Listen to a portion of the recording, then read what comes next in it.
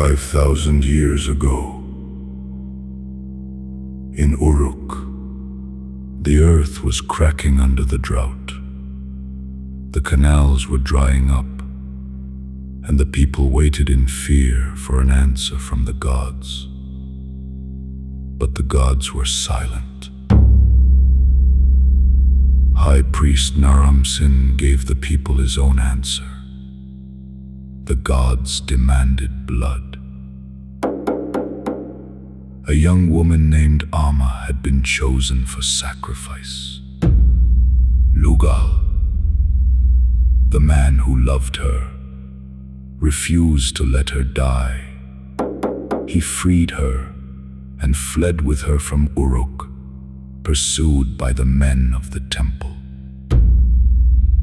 Among the waters and reeds of the marshes, they met Enka, an old blind man punished for daring to ask questions. Why do the gods always demand blood?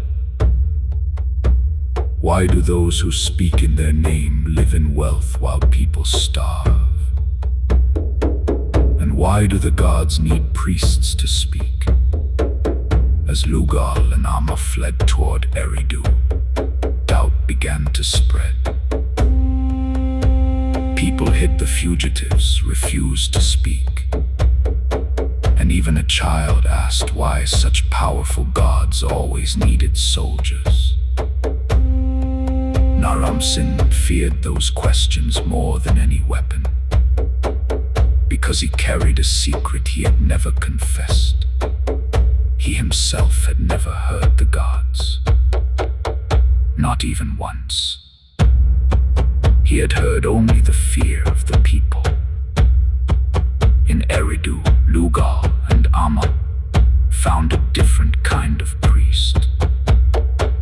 And Lil Nasir listened to them, set them free, and told them to build a future for themselves.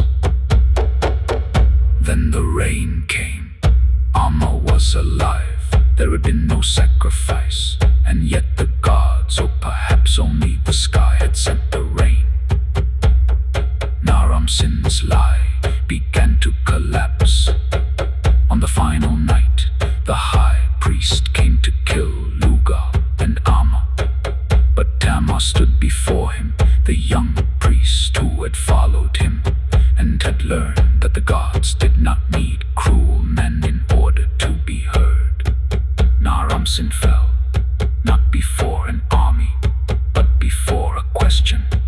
Because when people begin to ask who truly speaks in the name of the gods,